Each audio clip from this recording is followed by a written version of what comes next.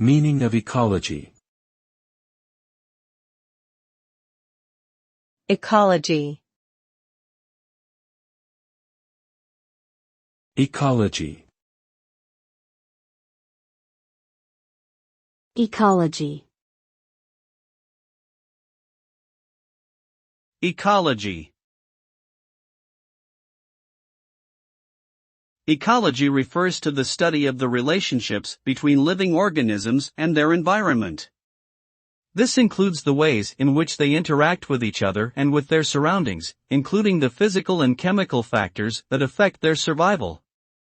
The study of ecology helps us understand the complex web of life on our planet and how it is affected by human activities.